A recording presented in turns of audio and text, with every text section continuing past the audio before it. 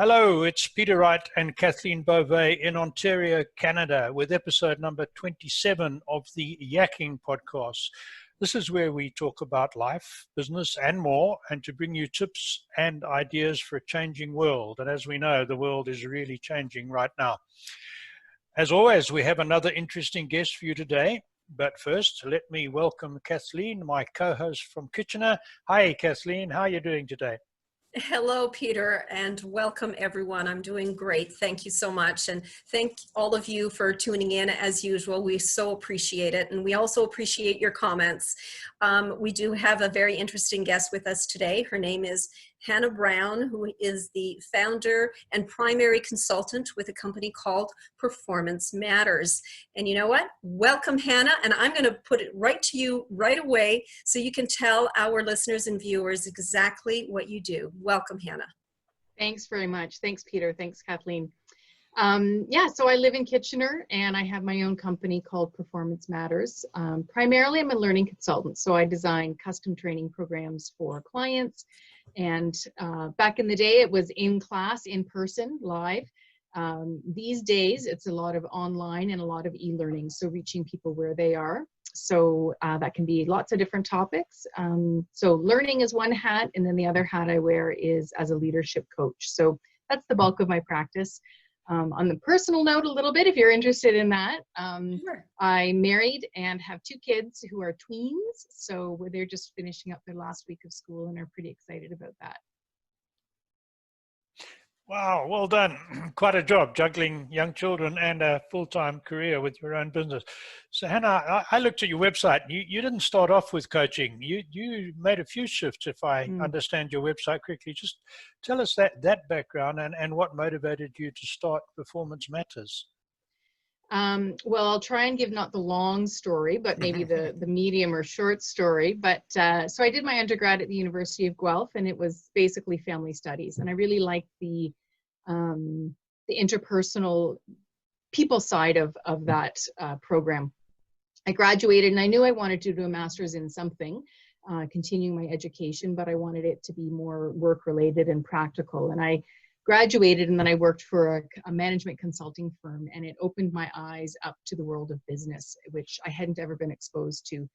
And I really liked that environment. And so for me, going back and doing a master's of adult education was bringing those two worlds together. So I had that interpersonal interaction piece from my undergrad, but I put it in a business context. So learning and development was a way for me to bring those two interests together. So that's how I ended up in the field, and my journey towards getting me to Performance Matters. I worked for a boutique firm in Toronto for a long time doing consulting work, and did that while I was doing my master's, so I could complete the master's a little bit faster.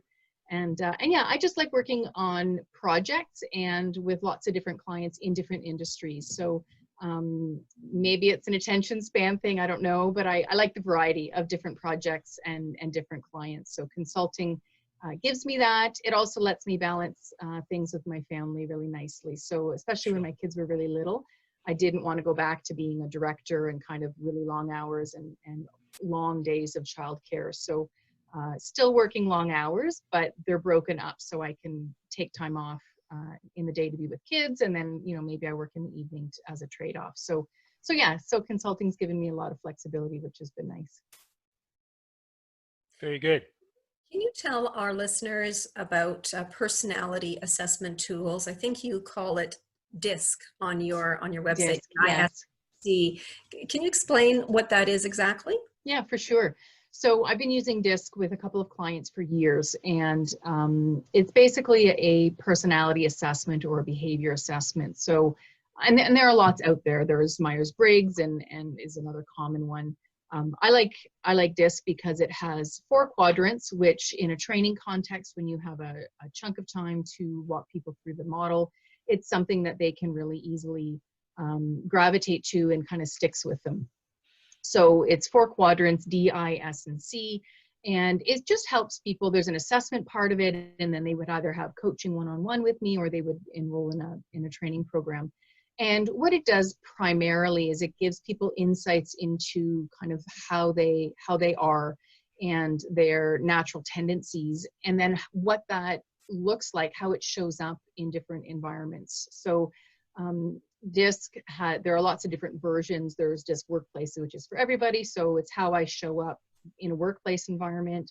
There's DISC Management, so how I show up as a manager and how I might need to adjust my own management approach when I'm dealing with individuals on my team, because understanding that each individual will have a different personality and preferences and ways to be motivated, and that I would need to delegate to each of them a little bit differently. And that's part of my role as a leader, is to adapt my style to my team members' needs. And they have other ones for sales, and if people are in conflict, understanding conflict a little bit more. So above all, it's an assessment that helps people understand themselves, and then also adapt how they interact with others so that their relationships can be stronger and more effective, I suppose.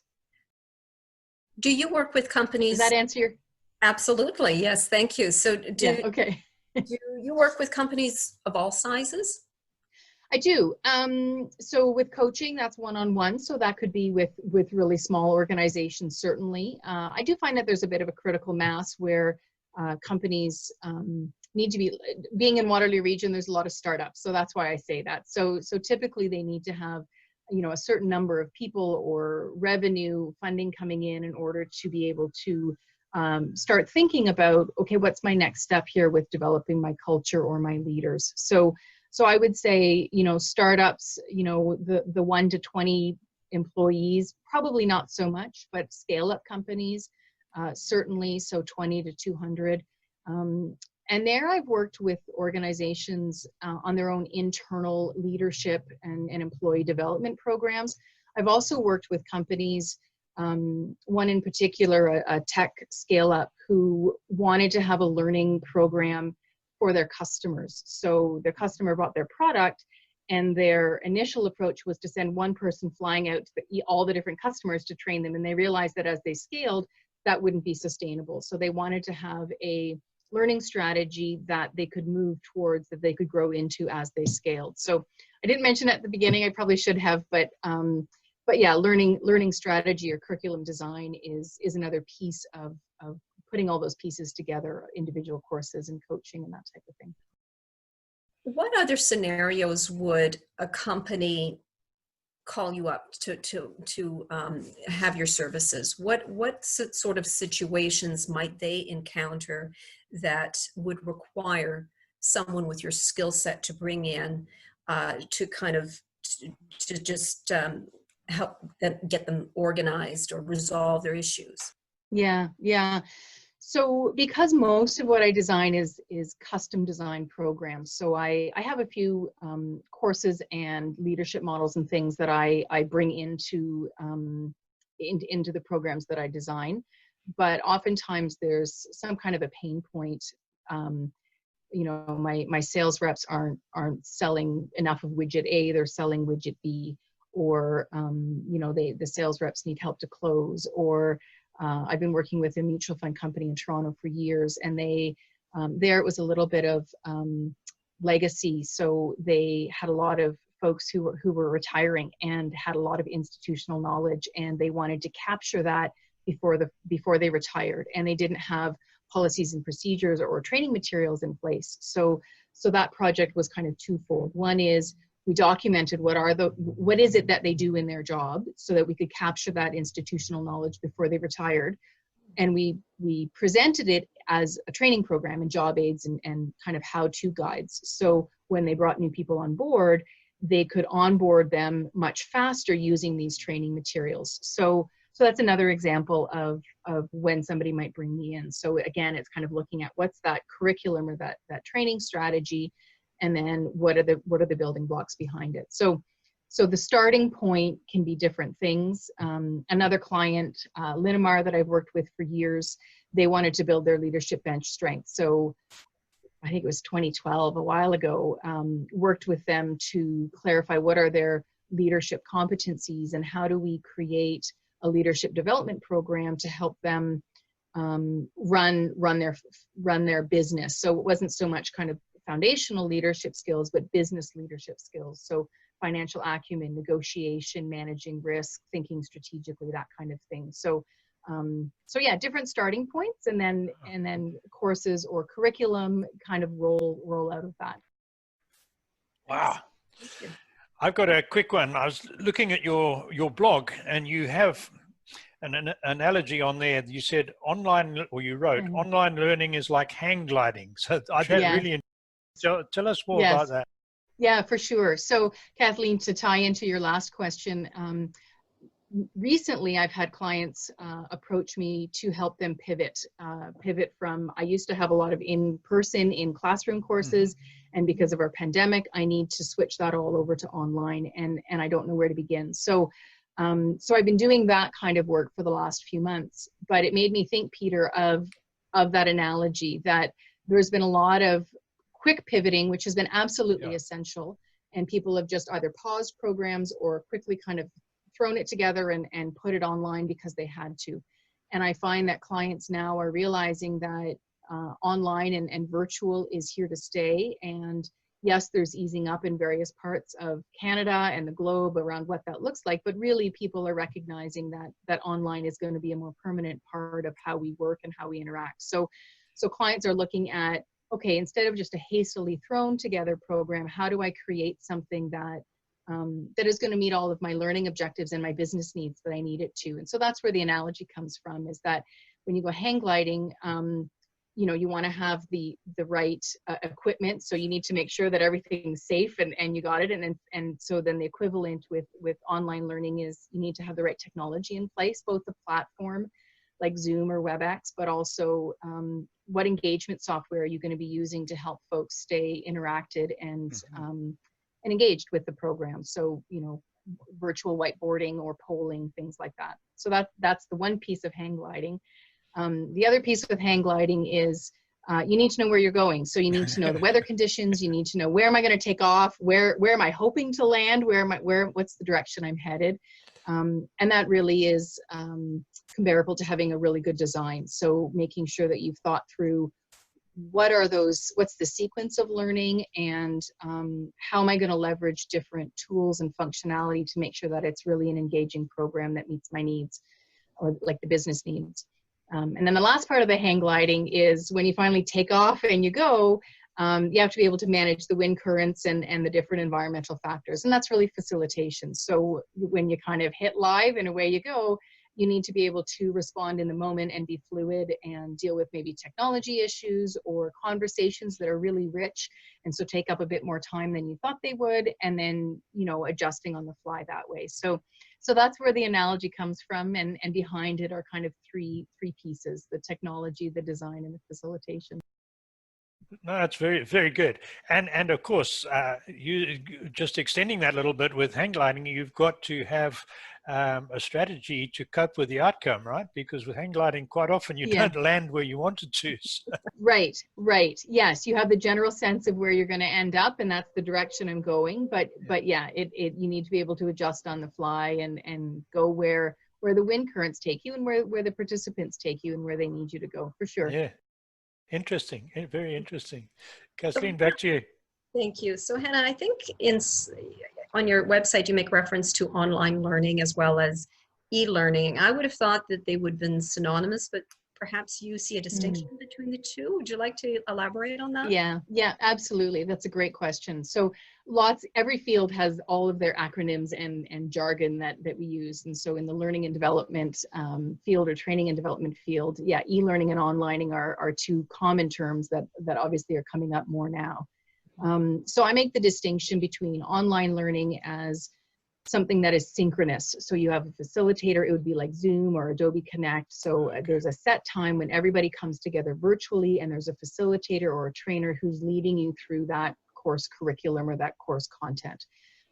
So that's online. Sometimes it's called virtual, or sometimes it's called e-classroom for electronic classroom. So there's different kind of terms. Versus e-learning, which is asynchronous, and that's where there is no facilitator. So all of the content is embedded into the course. So I log in whenever I want to, and I complete my course. Oftentimes it's compliance courses. It doesn't have to be, but oftentimes that's a first entry point. So health and safety, or respect in the workplace, or whatever, and I complete it on my own. So a helpful way of remembering that is is asynchronous, and it's also something that I complete alone. So that's e-learning, and then online learning is something where I still have a facilitator to walk me through. Okay, very good explanation. Thank you for that. If I can chime in to complicate things, now that I've maybe clarified, let me complicate it a little bit. But then again, in my industry, and then there's also blended learning, and that's really that's where I think the fun is, and that's where you get at the curriculum level. You think, well, what's the best way? What's the best delivery mechanism for this learning? So if you look at a program or a curriculum, you might have a little bit of e-learning where I can learn theories or models on my own. And then I might come to an in-person classroom, or these days an online classroom, where I apply that learning and I elaborate on it further with the trainer to help me. And then if there's a learning management system or an LMS, then I might go do, I might engage with those people offline, so through discussion boards or chat, and then I might do another e-learning, and then I might do some on-the-job application or have some coaching. So there's lots of different delivery channels or modalities that you can use and that you can pull together. And so the catch-all phrase for that is blended learning. Blended learning, okay. And I can see Blended the importance learning. of that. Yeah. Yes. Interesting one. Interesting one. I got one for you. You've partly answered it as far as your clients go, but how's the coronavirus shutdown changed your particular business, Hannah? What's it done to you? Made you busier, I guess. Well, yeah, initially it wasn't. You know, I had projects, some e-learning projects that were put on hold. Initially pushed out a year. I had one non-for-profit, and they had to cancel their whole summer program. So we just said, let's stop work, and we'll pick it up next year if that still makes sense. And other ones that got pushed out to the fall. So certainly there was an impact, and everybody was kind of holding their breath. And then I started having conversations with folks about, well, what could it look like if it was online? And a lot of times that was just kind of spitballing and brainstorming and helping clients realize that, oh, it can be, oh, this classroom program can be done online. Oh, and this is what it would look like. And a client that I redesigned a program, it was a leadership program, and they had a very experiential hands-on activity called Empathy Toy. It's kind of a package that you buy, and it has building blocks, and you physically build structures in the classroom. And they're like, well, what can this look like online? And so, I worked with the facilitator, and we came up with something, and I'm happy to say that she facilitated it last week, and the replacement activity worked great. So a lot of those early conversations were about just reimagining what it could look like.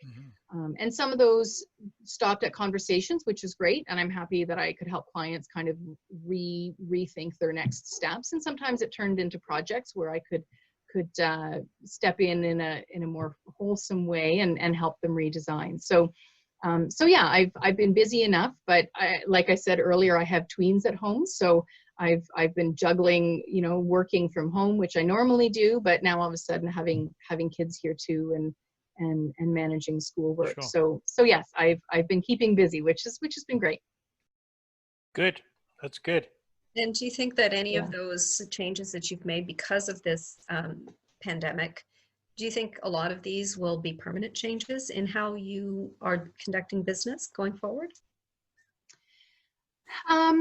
Yeah, I think so. I think e-learning will continue to have a home.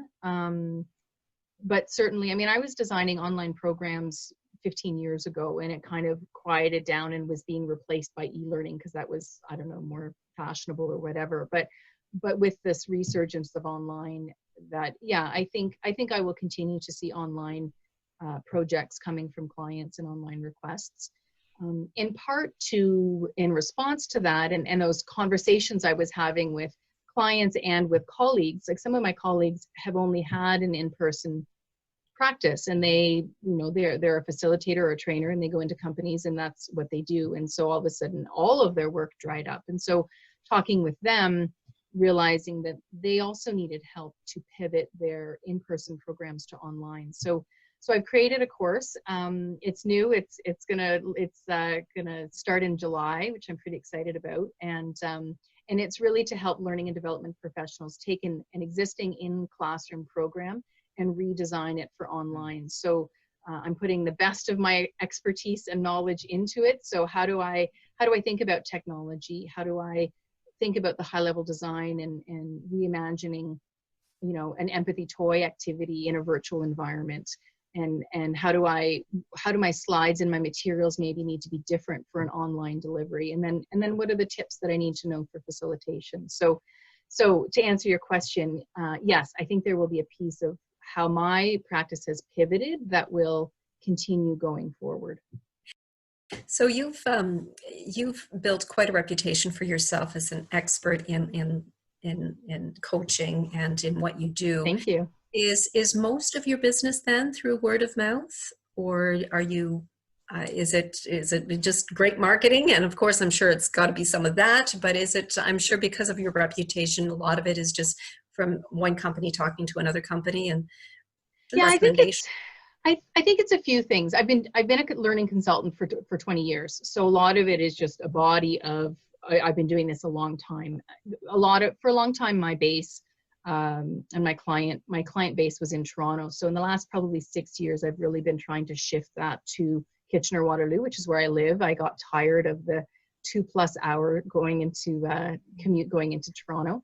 But now with online, maybe that opens things up for me. Who knows? So partly it's just that I've been doing this that long. I also love chatting with people. I love networking. I love, you know, talking to somebody over here. And even if it's not even related to learning and development or my practice, if there's a way I can connect them and they can help each other, then I like doing that. So yes, a lot of it is referrals and word of mouth. And I actually for 2020 decided that I would put more effort into kind of my online presence and social media. So that's been my own learning this year, and certainly COVID now. I mean, LinkedIn's has become a pretty crowded space, but yeah, just figuring out how do I share my expertise with others and build a bit more of a brand online. So I guess it's those three things. Excellent. Great. Well, if some of our earlier guests experience through this little show of ours is anything to go by, you could be getting quite a lot of publicity. One of our authors recently has just gone over the 500 views in the last couple of weeks on YouTube. So we're finding this is working Excellent. well. And picking up on something you mentioned, connecting, we're finding amazing, what's the word, Kathleen, synergies, I suppose. We interviewed somebody you may know who creates maps, and just before that we'd interviewed an author, and we put them in touch, and the author needs a map done, and we put another Perfect. author in touch with a publisher, and it just happens. So I love that. It's happening. We got a little bit of time, so I've got a question for you. Sure. What do you, not in your particular business, not in consulting and coaching, but taking the effect of the shutdown generally on business, what are some of the big pivots, to use your term, you see coming up? Well, I think I would echo a lot what I'm reading in the Globe and in the KW Record, that organizations are realizing that online is here to stay. So they're looking at how they can respond. So, not just tech companies, but companies in general saying, yeah, employees stay working from home through to the end of the year. And what does that look like? On a sidebar, I love real estate. I'm always looking at real estate. And if I, came back in another life, I'd want to be a real estate developer, I think. But I think there's, certainly an impact on commercial real estate. And again, with people moving to, continuing to work from home and maybe not needing the office space that they used to. So I think there's going to be a longer term implication of that. I think, and this part makes me sad because I was commuting into Toronto and I refused to drive. So I have my e-scooter that I would take to get me to the GO train station, and then I would take the GO train in. So fully support public transit, and have been so excited about the transit hub here in Kitchener and the ION. But I see that public transit's going to have a really hard time. People will be nervous about using that communal space to get around. So I think there's going to be an uptick in car sales and car usage, which, makes me sad because of the environment. maybe we'll turn into walkers and cyclists. I don't know, but I think there'll be an uptick with cars. So those are a few things that I think about, and yeah, and then wonder what's that going to look like in the longer term going forward. Sure. I've just got a warning. We've got 10 minutes, but I'm going to ask you another quick one, picking up from what Sure. you said about cars and real estate. I think there's a but there. And I've been speaking to a couple of people more in the States than here, and they've been working from home for months. And they're saying, we actually enjoy this, and we realize we don't need to live in or close to a big city anymore. So there's apparently, I don't know how advanced in Canada, but certainly in the States, quite a swing of people looking to move to smaller towns because less risk from the virus, better quality of life for kids, no commuting. So Kathleen and I also have an interest in the tiny homes business, and we see this possibly as a salvation for the little towns and villages in Canada and elsewhere that have been dying, and a reversal of the flood to urban living. And there's huge advantages for the environment in that. So this is going to be an interesting one, which I'm watching with anticipation. Yeah, it is. And my husband, he works internationally. He's in software sales. And so his company's based out of France, and he every day is talking with colleagues from around the world. And it's interesting to hear the perspective he gains from that. So he has colleagues in Poland, and well, and even if you think of lots of European or even Asian countries, like they don't have the real estate that we have here. And so he has colleagues who are working he has one colleague in particular who has an 18-month-old and I think a 4-year-old at home. His wife's a nurse, so she's working out of the house, and his apartment is so small, he has an ironing board set up for his desk, and he's trying to work full-time with 2 little kids at home and no childcare. So I think you're right. I think there will be so that's on the residential side. So I think people will, where they can, and it won't be the same globally, but certainly in Canada, a move out of bigger cities, out of the shoebox condos that people have been living in, and maybe coming to places like Kitchener, Waterloo. So I think the residential real estate market will do okay. I think it's the commercial space, that real estate market that will maybe have a bit of a dip. Yeah, definitely. I agree. We're getting towards the end of our time, but Kathleen, have you got anything else you want to ask Hannah?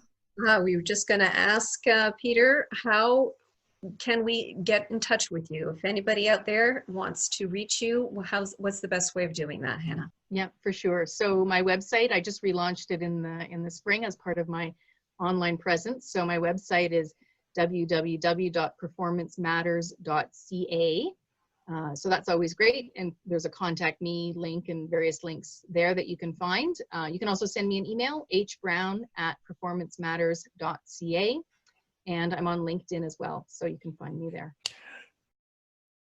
That's wonderful. We'll put all that in the description and on the caption. So everyone watching this, if you look, you can find those details. And that brings us to the end of another episode of the Yakking podcast. So great, Hannah, thanks. Really good to meet you, and intrigued by what you've had to tell us. And Kathleen, as always, thank you for being the co-host and keeping this one going. So until next time, goodbye, everybody.